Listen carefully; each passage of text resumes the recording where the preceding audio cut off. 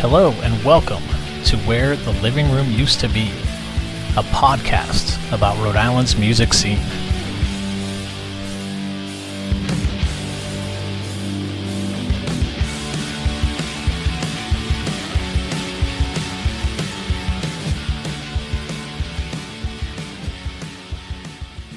Hey everyone, it's James.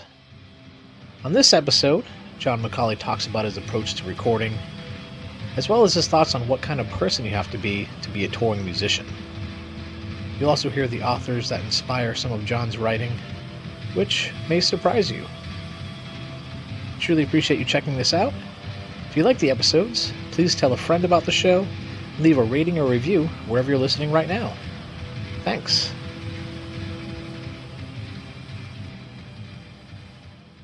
I wanted to ask you, John, has there been a piece of musical advice that was given to you from someone else? I mean, it could have been like a mentor, one of your bandmates, someone that you're on tour with, recording engineer, anything like that, that they gave you that like really kind of stuck with you and you'd like to share now? I think the best advice has always come to me in ways that were maybe unspoken or not quite, maybe direct in a sense. Yeah, maybe told to me in a way where they're beating around the bush a little bit, Uh-huh. But it's all come from people that I really admire and respect. People like Ben Vaughn, or Steve Poltz, Dave Grohl, Stevie Nicks, just people that they truly, when they're creating, are, there's no inhibitions, and it's all, it's not about doing anything perfectly, it's really hard to hear. So, especially, I guess I'm really talking about like recording and stuff, or live performance, where like when you are the vessel that's creating part of this performance, Mm-hmm. it's really hard to accept that anything that you didn't do perfectly could be really cool and totally acceptable and admired and perhaps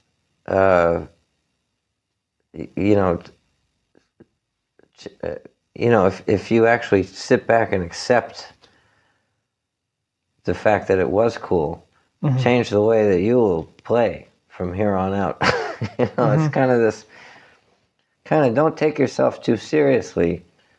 Kind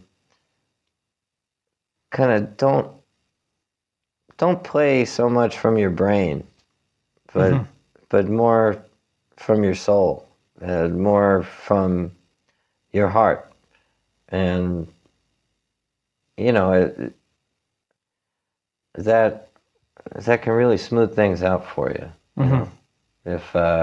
If you learn to see the beauty in the imperfections. Mm-hmm. Yeah. And then from your own experience of playing music, you've booked your own tours, you played a million shows, you've written many records. Is there something that you've learned over that time, and any ideas that have kind of synthesized from that you'd like to share? I mean, I'm hesitant to like give advice to anybody younger than me, kind of coming up in music, because, well, first of all, it's a completely different world now, and it's very single driven, which I'm used to the album being the vehicle. Mm-hmm.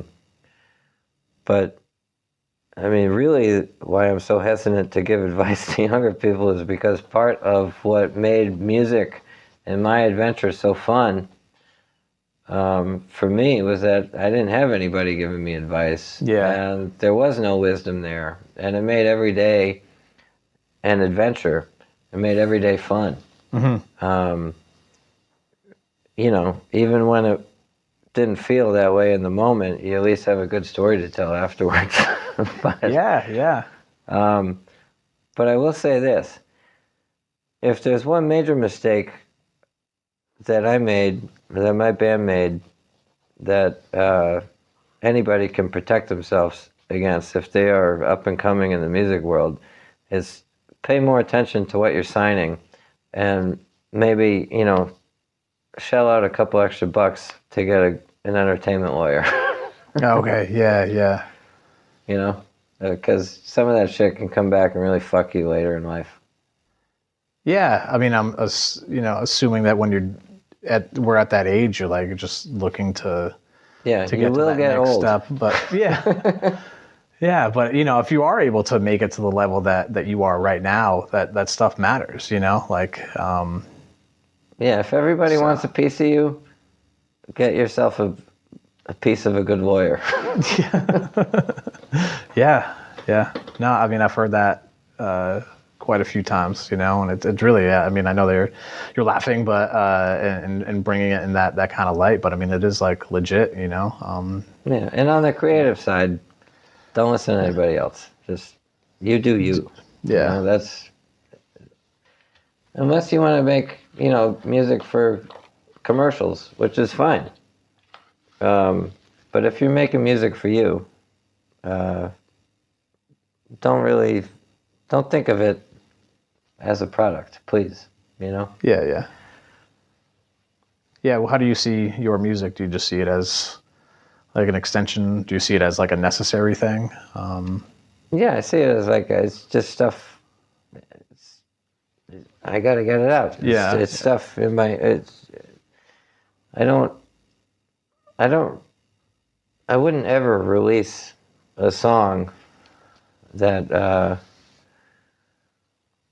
it felt unnecessary or something to get out. You know, but you know, at the same time, at this stage in my life, I guess I do sometimes have these dark thoughts about like how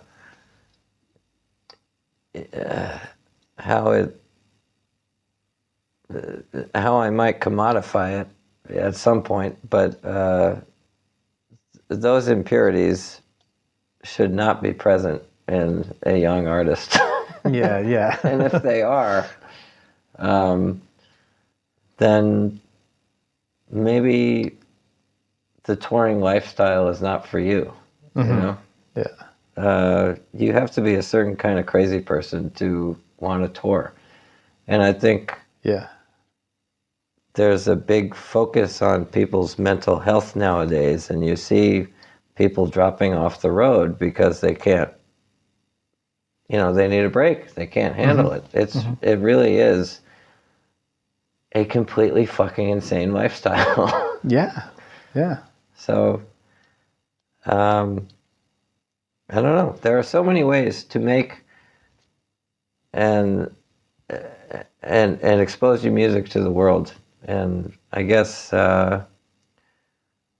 just if you're unsure about it, just be careful about the choices you make. Yeah. Yeah. I kind of straddle like the record selling musicians and the musicians that are more concerned about streams.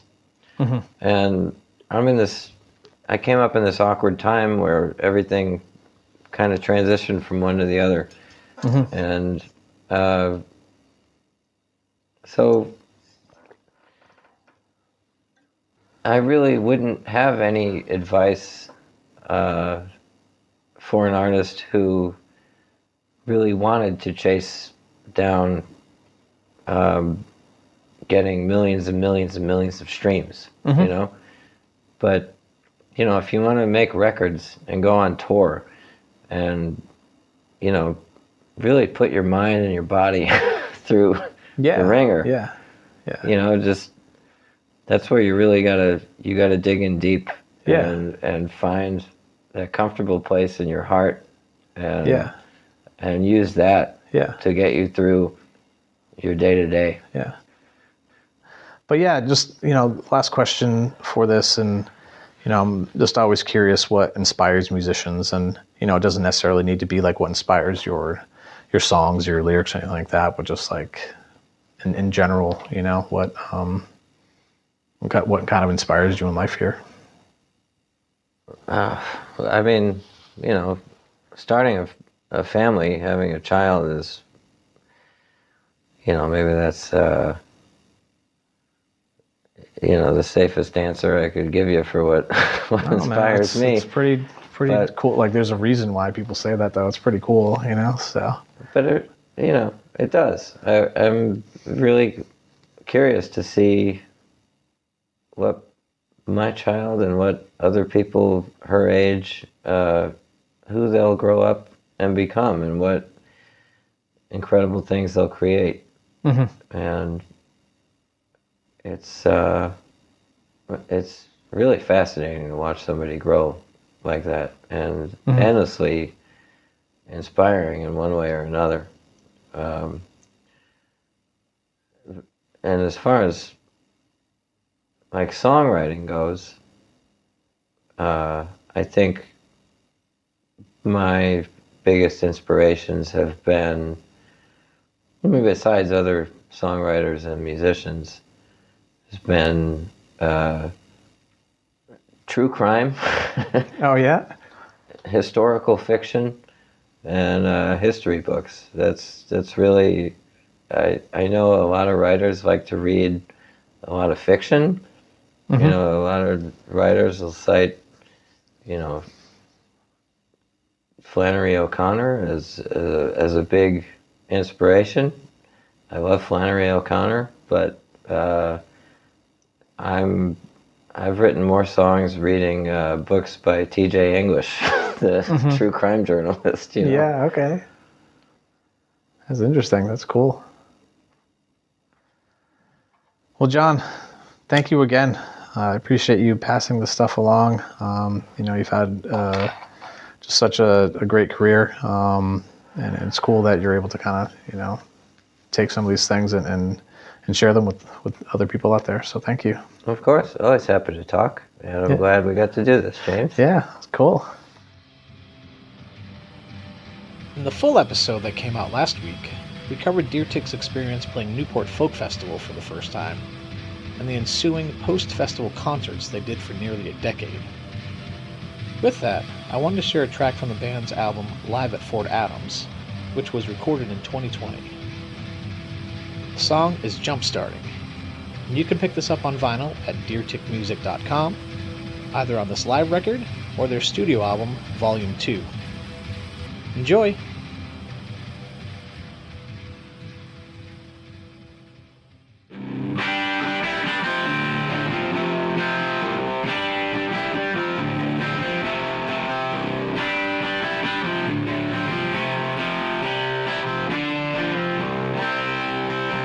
Afraid to say that you need a jump start, or anything to get you off of that cross. If you feel like your friends are parting, I can't be wrong. Afraid to say there are no more chances, and they are all yesterday's too. If the world doesn't leave you enchanted, I'll be there for you. And if they really don't know, and if they really don't care, and if they really don't know, I care.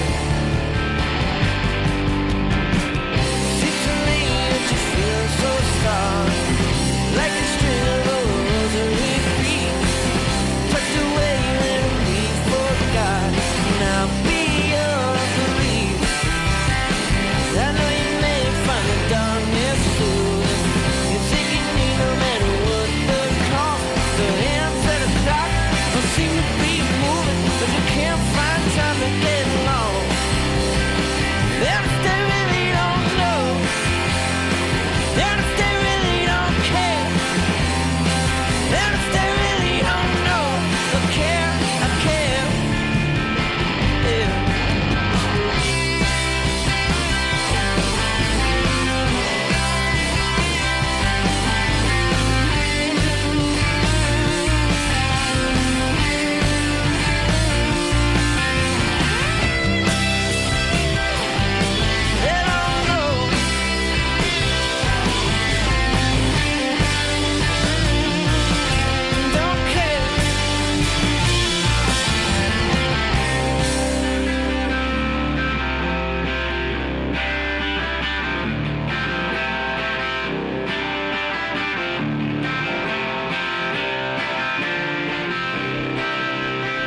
I'm